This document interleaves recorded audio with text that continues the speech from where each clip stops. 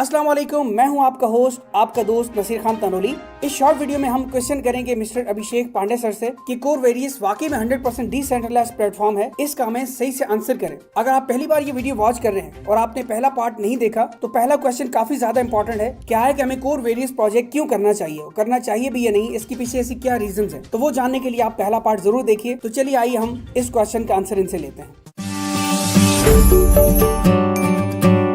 फिर हम अपना एक नेक्स्ट जो क्वेश्चन है वो भी मैं यहाँ पे आपके सामने रखना चाहूंगा, जो कि आमतौर पे हम इस बिजनेस की बेस पे हम कहते हैं, और वो है कि ये बिजनेस जो है या ये स्मार्ट कंट्रैक्ट जो है वो 100% डिसेंट्रलाइज्ड है। ठीक है, तो इसी की बिना पे मैं चाहूंगा आपसे एज अ ब्लॉकचेन कंसल्टेंट कि आप वो पर्सनैलिटी हैं कि आप इसको बड़े अच्छे तरीके से हमारे सामने रख पाएंगे कि जैसे कि 100% डिसेंट्रलाइज है स्मार्ट कंट्रैक्ट, तो इसकी ऑथेंटिसिटी के मतलब मैं आपसे पूछना चाहूंगा कि इसकी ऑथेंटिसिटी हमें आप प्रैक्टिकली भी दिखा पाएं, ताकि हम इसको स्मार्ट कॉन्ट्रैक्ट को ऑन रियल बेस्ड फैक्ट की बिना पे हम इसको समझ पाएं, और फिर हम कहीं भी हम इस चीज को हमारे माइंड में ये ना आए कि यार ये बिजनेस जो है, ये सिस्टम है वो मान के चले कुछ भी इसमें मैनिपुलेशन हो सकती है या कुछ भी इसमें ऐसा हो सकता है जो कहीं ना कहीं हमने प्रीवियस इवन स्मार्ट कॉन्ट्रैक्ट्स में देखा है। तो इसी की बिना पे मैं आपसे चाहूंगा आप थोड़ी सी इसमें रोशनी डालिए ताकि हम इसको बेहतर तरीके से समझ सकें। Over to brother. Yes yes, ये भी एक बहुत अच्छा क्वेश्चन है। हालांकि ना सिर्फ मैं, बाकी जितने भी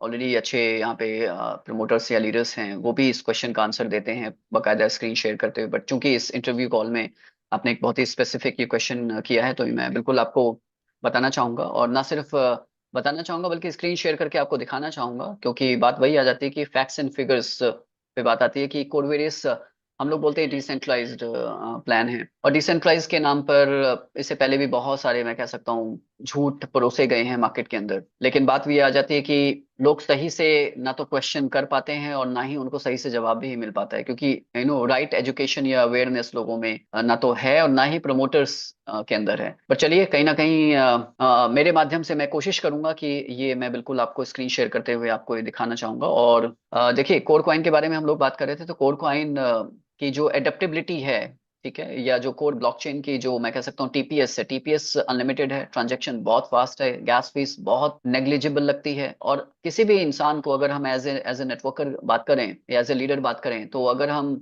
एक ऐसा प्रोजेक्ट मिल जाए जहाँ पे गैस फीस ना के बराबर लग रही हो, ट्रांजेक्शन स्पीड बहुत फास्ट हो, कोई ट्रांजेक्शन पेंडिंग में ना जाए, कोर ब्लॉकचेन बिल्कुल मैं कह सकता हूँ राइट चॉइस है।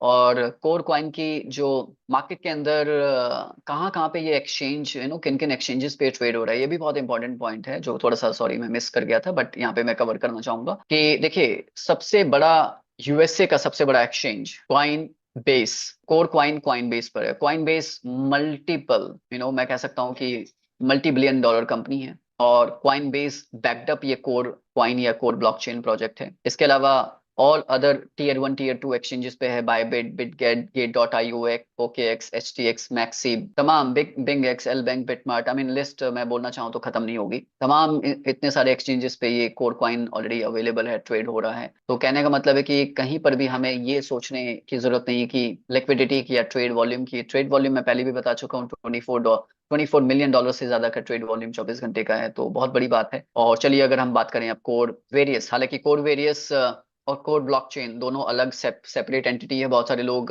दोनों को मिक्स भी कर देते हैं, तो ये कहीं ना कहीं गलती है, मिसकंसेप्शन है। कोर वेरियस एक नेटवर्क मार्केटिंग का प्रोजेक्ट है जो कि एक स्मार्ट कॉन्ट्रैक्ट के माध्यम से कोर ब्लॉकचेन पर डिप्लॉय किया गया है। कोर ब्लॉकचेन एक ब्लॉकचेन जिस पर हम कोई भी पर्सन अपना स्मार्ट कॉन्ट्रैक्ट डिप्लॉय कर सकता है। तो कोर का ये जो ब्लॉकचेन है, इसके ऊपर कोर वेरियस का ये स्मार्ट कॉन्ट्रैक्ट डिप्लॉय किया गया है, जो मैंने कोड वेरियस का स्मार्ट कॉन्ट्रैक्ट ओपन किया हुआ है आपके सामने, जिसका ये स्मार्ट कॉन्ट्रैक्ट है, starts with 0x320, ends with 507C। तो यहाँ पे कैसे हम देखें कोडिंग के अंदर कि ये एक्चुअली में डिसेंट्रलाइज्ड है।